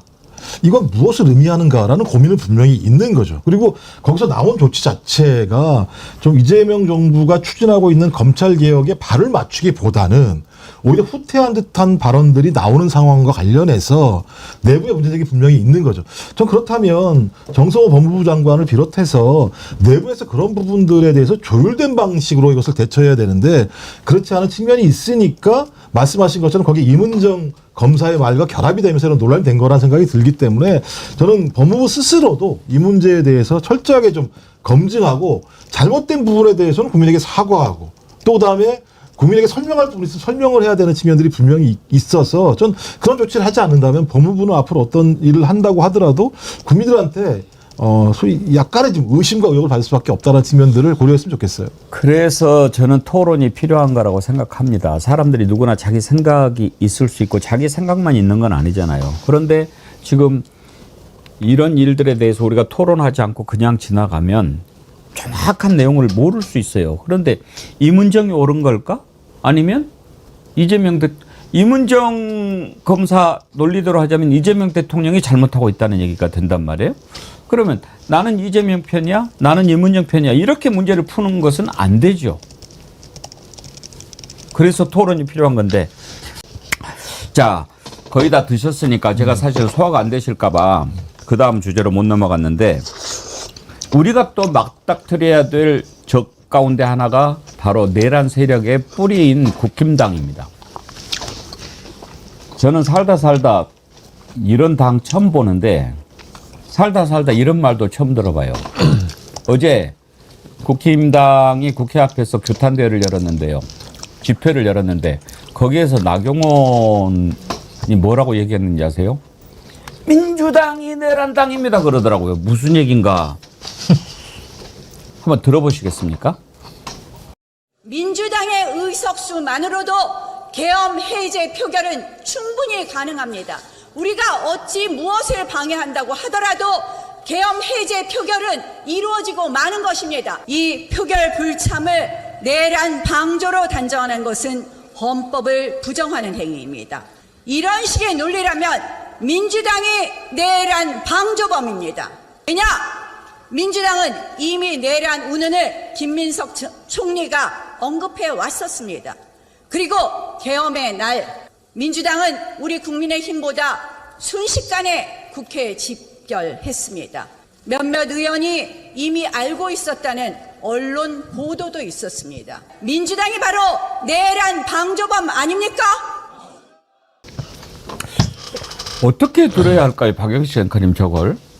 저는 이제 나경원 의원뿐만 아니라 많은 국민의힘에 있는 정치인들이 반헌법을 넘어서 이제 반지성주의자로 나아가고 있다. 그리고 이 반지성주의로 독주하고 있는 그 배경에는 국민의힘의 당대표가 장동혁이라는 인물이 뽑힘으로 인해서 그것은 이미 증명되었다. 윤석열의 어게인을 외치고 반헌법주의적 발상을 스스럼없이 드러내는 인물들이 지도부에 대거 포함된 것을 알아차린 지방선거에 뜻이 있는 주자들은 저렇게 전면에 나서서 이제는 민주당이 내란을 막았음에도 불구하고 민주당에 있는 정치인들이 내란을 경고를 사전에 했다라고 해서 내란 방조를 했다. 민주당에 있는 의원들이 국회에 순식간에 집결해서 비상계엄 해제를 했다라고 해서 내란을 방조했다라는 이런 아주 신선한 논리를 들고 왔다라는 대목에서는 전 놀라움을 금치 못하겠고요. 근데 어찌 보면 저 말의 함의는 내가 당원들에게 반지성적인 국민의힘 당원들에게 어떻게 어필을 해서 지방선거에 한 자리 공천받을 수 있겠느냐. 자기 욕망과 기회주의적 그 관점을 드러냈다라는 차원에서 나경원의 행동은 어찌 보면 또 당연한 것이다. 이렇게 평가합니다. 아니 말을 해도 논리가 맞아야지. 아니 김종 원장님, 너네들이 내란 일어날 거라고 미리 얘기했잖아. 그리고 그거 할 때 맨 먼저 왔잖아. 그러니까 너네들이 내란 방조범이네. 이게 말입니까 막걸리입니까? 저희가 해석을 해줘야 됩니다. 네. 나를 살려주세요. 나 빠루예요. 그 다음에 나 내란과 관련해서 윤석열이랑 전화했어요. 지지층들 나를 지켜주세요. 라고 얘기를 하는 거고, 전 제일 화가 나는 게 뭐냐면 그 누구죠? 그 법사위에 박준태. 내란 타령? 그따위 얘기를 할 수가 있습니까? 그게 예를 들면 내란 타령입니까? 헌정이 무너지고 그 내란이 성공했으면 얼마나 많은 사람이 죽어갈지 모르는 상황인데 저따위 얘기를 하는 건 지금 국민의힘이 진짜 이대로 간다면 정당 해산 요건에 딱 적합한 정당이구나라고 하는 사실들을 아는 것 같고 그것을 막으려고 하는 제가 볼 때 마지막 발악이라는 생각이 들기 때문에 저희들 입장에서 그냥 밀어붙여. 저 해산시켜야 될 정당이지 저런 정당을 남겨두면 우리나라 정당 민주주의가 살아날 수 있겠어? 전 그래서 그래 계속 너네들 해봐라. 너네들 스스로가 예를 들면 그 늪에 빠지는 거야. 이렇게 말씀을 드리고 싶습니다. 장동혁 대표가 우리를 무슨 쓰레기 내란 정당 프레임에 가두고 있다 민주당이 이랬는데 말 잘했어요. 딱 그 말 그대로예요. 쓰레기 내란 정당입니다.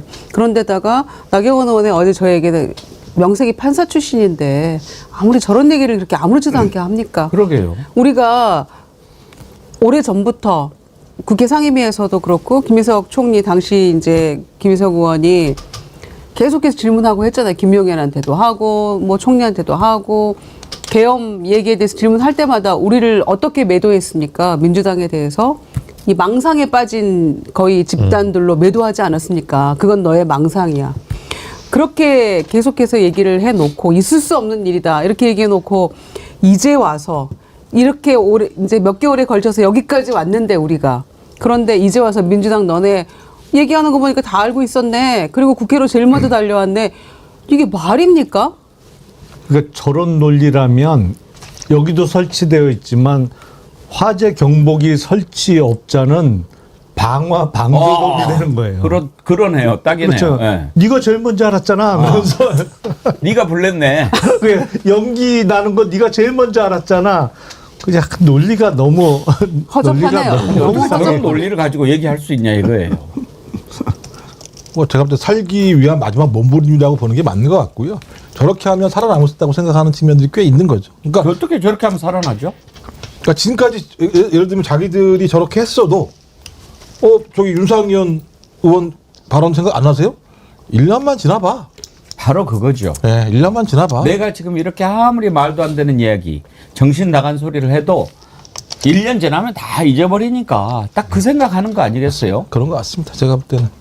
아니 세상에 내란 일어날 것을 경고했다고 너네들이 내란 방조범이라는 아니 어떻게 그런 논리를 5선씩이나 되잖아요.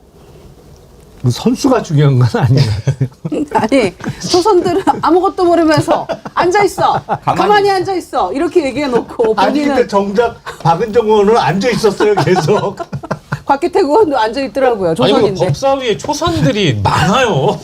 아니, 초선들이 절반이 넘는데. 아니, 절반이 조선이에요. 자기들 죽인 거예요. 거기 있는 저기 초선이지. 박준태 여기 옆에 박준태 다 초선이잖아요. 네. 그러니까 주진우 다 네. 조선이에요. 그리고 본인은 자기 전당대회 나오지 말라고 연판장 돌린 초선들한테는 꼼짝도 못하고 아무 말도 안 했잖아요.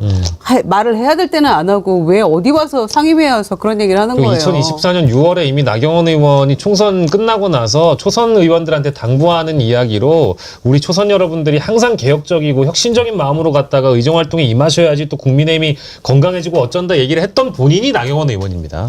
국진당이 이제 뭐 장외 투쟁할 것 같은데 결국은 이제 내란당으로 해산될 것 같으니까 마지막 발악을 하는 거죠. 마지막 발악. 장동혁 대표도 어제 이렇게 뭐 이야기하는 걸 들어보니까 그거 좀 걱정돼요. 그래도 어찌됐든 정당의 대표인데 눈빛이나 뭐 이렇게 하는 거 보면 식사 다 하셨죠? 네. 네. 장동혁 얘기 한 번만 들어보실래요? 무죄 판결이 날 것이 뻔하기 때문에 특별재판부를 설치해서 인민재판을 하겠다는 것. 그것도 모자라서 무엇이 불안한지 재판을 국민께 공개해서 재판 검열까지 하겠다고 설치는 것을 보면 지금 불안한 것은 더불어민주당과 특검인 것만은 분명합니다. 특현은 늘 주인을 물어뜯을 준비를 하고 있습니다. 권력의 추가 1도만 기울어도 특검의 칼은 곧바로 주인의 심장을 향할 것입니다. 이제 특검이 이재명 정권의 심장을 겨눌 날이 곧 다가올 것입니다. 특검으로 흥한 자는 반드시 특검으로 망할 것입니다.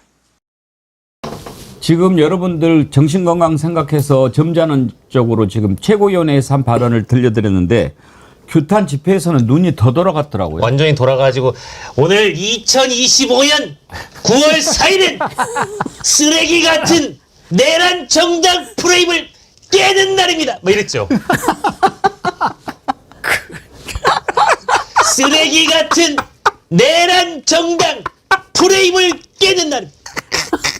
진짜 이랬습니다. 근데 이제 저는 이제 우스꽝스럽게 표현을 한 거고. 아니 뭐가 우스꽝스러워? 눈 감고 들으면 똑같고 근데 네. 워낙 우리 박영식 앵커는 눈이 착하고 예쁘게 그럼요. 생겨서 저는 근데 그 눈이 약간 돌아가가지고. 완전히. 그 흉내도 못 내요. 아, 그건 흉내도 못 내겠습니다. 근데 정말 여기 있는 워딩이, 예. 이재명 정권을 무너뜨리기 위해서 목숨 걸고 진격하십시다. 이런 얘기거든요. 그거 할 때 예. 조금 더 담게 하려면 예. 포즈가 좀 더 길어요. 아, 그러니까 뭐 하고 또 마이크도 한참 있다가 아. 또 하고 막 그렇게 좀. 생각을 막 하면서. 예. 이재명 정권을 무너뜨리기 위해서. 많이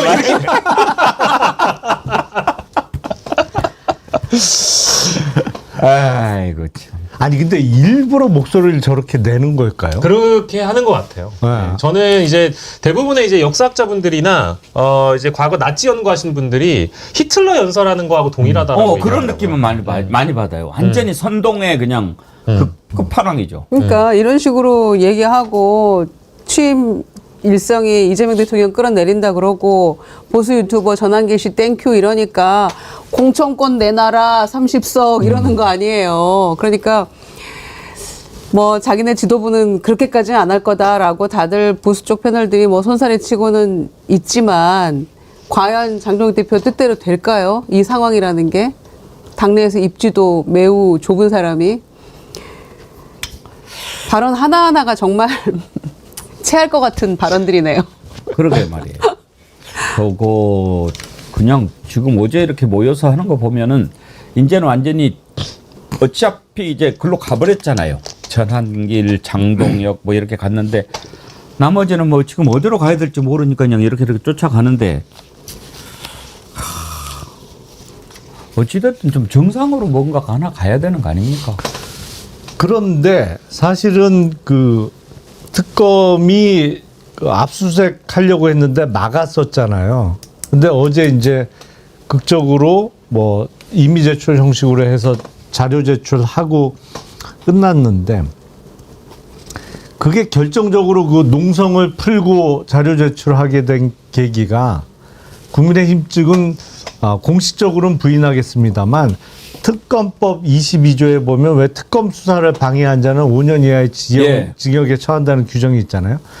그 조항이 없으면 일반적으로는 형법상의 특수 공무집행 방해 행위거든요. 근데 형법상의 특수 공무집행 방해는 징역형하고 벌금형이 같이 법정형에 그 정해져 있어요. 그러니까 벌금형은 이게 확정이 돼도 국회의원직이 안 날아가거든요.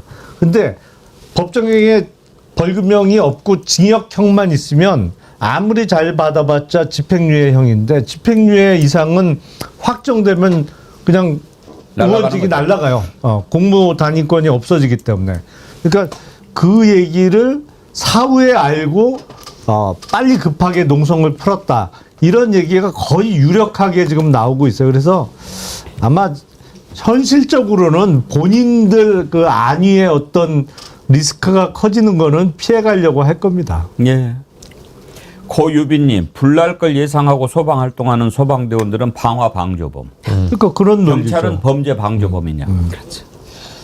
저런 정신 나간 소리라는 사람이 5선이라면서 초선은 가만히 있으라고 하는 게 바로 지금 국힘당이 옳시다. 하여튼 이제 방법이 이제 없어요. 빨리빨리 정리하고 쳐낼 것 좀 더 세게 해야 되지 않겠느냐. 지금 뭐 특검법 개정하는데 잘하는 거죠. 근데 그것만 가지고도 될까 할 정도로 너무나 뿌리가 깊고 넓게 퍼져 있어서 이걸 확 도려내는 거. 그건 우리가 함께 해줘야 됩니다. 그 이재명 대통령 혼자 못합니다. 그래서 우리들이 더 힘을 합쳐야 된다. 그런 생각합니다. 오늘 정치 1번지 여기까지 하지요. 근데 우리 미식가 김유정 의원님 다 드셨나요? 다 드셨습니다. 오리하고 채소를 다 먹었어요. 그래서 밥을 다 못 먹었습니다. 근데 그건 먹어도 너무 좋아가. 그렇죠. 예. 저도 막 말씀하신 동안에 먹었는데 정말 맛있네요. 네. 근데 이게요. 왜 이렇게 맛있는지 아세요? 더 맛있는 게 이게 방식이 찌는 게 아니라 오리를 통으로 훈연을 했어요. 그러니까 육즙이 살아있는 거예요. 그래서 이 통으로 훈연을 하면 육즙이 안 빠진대요. 그래서 더 맛있고 그런 것 같아요. 저기 디저트로 자두도 드십시오. 그러겠습니다. 동그라미님. 정어리몰 추위자두 월요일 주문 수요일에 받아서 과육이 싱싱탱탱하고 과즙이 달콤하고 어우러져서 맛있게 또 신맛도 나더라고요. 아, 이건가 봐. 이거 주문해서 드셨다는 거죠? 네, 네. 추위자두. 후숙해서 아침엔 단맛이 좀 더 나서 정말 맛있었습니다. 요맘때만 드실 수 있다는 추위자두 정어리원님들 맛보셨으면 합니다. 네. 또 추위자두도 여러분들 맛이 있으니까 맛있게 드시고요. 이렇게 또 정어리몰에서 준비한 거. 김영일님, 나같이 벼농사 짓는 사람들이 모처럼 쌀값 올라가니까 좋아졌다가 저 잡것들 때문에 국민들 밥맛 떨어져서 쌀값 떨어질까봐 걱정이네. 학시. 학시는 우리 본범이 해주셔야 됩니다. 예. 민인정님, 윤석열 탄핵되면 우리 앵커님 마음 편할 줄 알았는데 휴. 그러니까요. 요즘에 우리 국민들이 힘들어하는 게 그거죠. 정말 생각 같아서는 지금쯤은 이미 정리되고 새 나라를 향해서 막 나가야 되는데 막 이렇게 되니까 여러분 힘냅시다. 힘내서 가을에 쫙 정리합시다. 예, 건강한 주말 보내시길 바라고요. 김유정 의원님, 김용남 의원님, 박영식 앵커님 수고하셨습니다. 네, 감사합니다. 감사합니다.